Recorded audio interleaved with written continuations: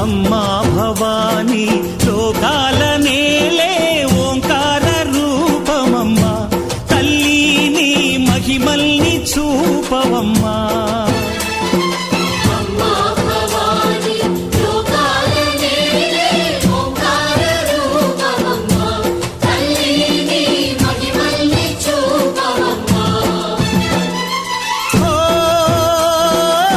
సృష్టికే దీపమా, శక్తికే మూలమా, సింహరథమే నీదమ్మా. అమ్మ దుర్గమ్మ భక్తులను దీవించుమా.